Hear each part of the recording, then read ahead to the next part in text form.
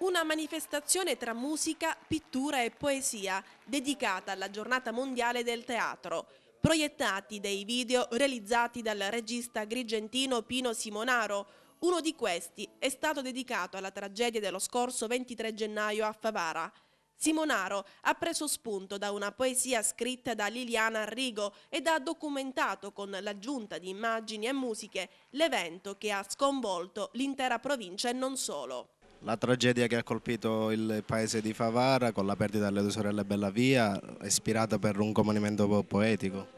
Sì, era normale per chi ha una certa sensibilità, pertanto ho scritto una poesia su questa tragedia e il mio amico Pino Simonaro, che è il regista del video, ne ha fatto appunto un video molto toccante e si è potuto toccare con mano dalla commozione dei presenti. L'idea è nata semplicemente perché una persona sensibile come Liliana Arrigo ha scritto dei versi meravigliosi.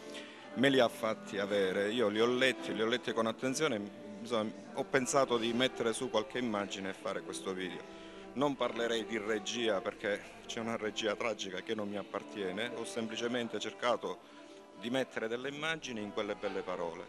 È un video molto toccante che però sentivo di dover realizzare per queste ragazzine morte ingiustamente per l'incuria, l'imperizia, per responsabilità di tanti.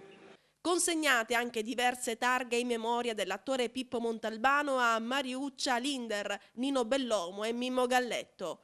Questo, in estrema sintesi, il programma della Giornata Mondiale del Teatro svoltosi sabato scorso a Favara presso il Castello Chiaramontano di Piazza Cavour. Dottore, l'associazione di cui lei fa parte ha voluto questa serata qua al Castello tracciare un profilo di Pippo Montalbano. Pippo Montalbano è stato uno dei più grandi interpreti di Pirandello nella nostra terra, ha fatto conoscere Pirandello agli agrigentini, non è una cosa semplice far conoscere e amare Pirandello alla propria terra. E quindi Pippo va ricordato e quindi nel nome suo abbiamo istituito questa targa che oggi per la prima volta viene distribuita. Quindi nel corso degli anni abbiamo la nostra intenzione è quella di ricordarlo e premiare tutte le figure che nel teatro e nelle varie espressioni del teatro si spendono giorno per giorno, perché l'attività teatrale è un'attività tra le più difficili e che richiedono un sacrificio continuo da parte di tutti coloro che ci partecipano. Una sala gremita di gente a cui hanno preso parte diverse donne e uomini di cultura. Momenti toccanti al ricordo dell'attore agrigentino Pippo Montalbano, che si è esibito per l'ultima volta proprio a Favara lo scorso anno insieme alla figlia Rosa Maria. Una volta tolta la maschera, Pippo Montalbano chi era?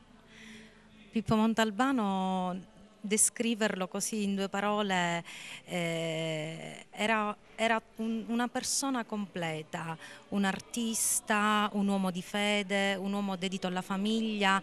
Poi insomma parlarne io è come se ovviamente sono di parte. Oggi è stata una serata molto emozionante perché trovarmi qui,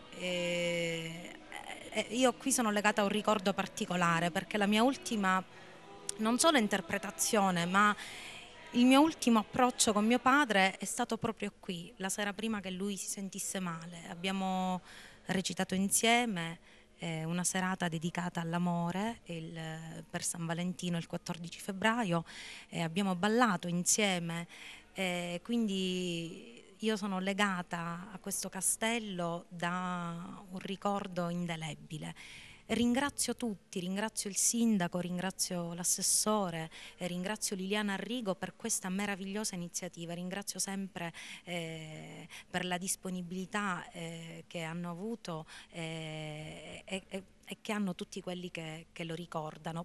Approfitto per ricordare a tutti che l'8 aprile ci sarà l'intitolazione del foyer del Teatro Pirandello a mio padre, quindi alle ore 19 dell'8 aprile ci sarà questa cerimonia di intitolazione e subito dopo al Teatro Pirandello alle 20:30 un altro memorial per ricordarlo insieme a tutti gli artisti cinematografici e teatrali che lo hanno conosciuto. All'evento ha partecipato anche la famiglia Bellavia, colpita lo scorso mese di gennaio dal triste lutto con la perdita di Marianna e Chiara Pia a seguito del crollo della loro abitazione. Inoltre, in questa giornata dedicata all'attore agrigentino Pippo Montalbano, non poteva mancare una mostra di pittura a cura degli allievi del laboratorio di disegno e pittura del maestro Vincenzo Patti. Abbiamo nel contesto di questa serata alcuni quadri che sono stati realizzati dagli allievi e da alcuni istruttori del laboratorio artistico comunale di disegno e pittura, insomma, da me diretto. E praticamente non abbiamo potuto invitare tutti gli allievi, soprattutto per motivi di spazio.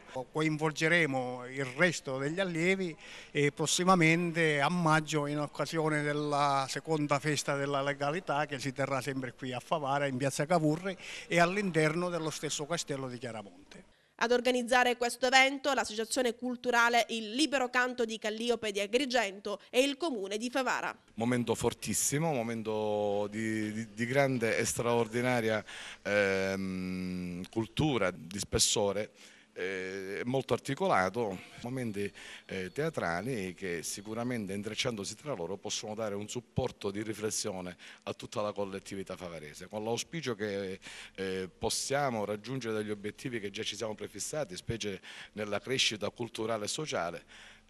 Siamo qui appunto ad operare in tal senso.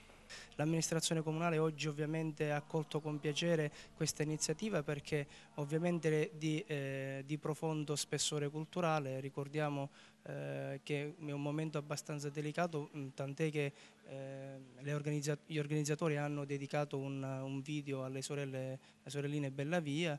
È stato un momento ovviamente commovente e toccante, un momento anche particolare è stato i premi dedicati a Pippo Montalbano, sono stati premiati degli artisti di notevole importanza. Ovviamente l'amministrazione comunale incoraggerà questa iniziativa e lo farà sempre con il solito sostegno.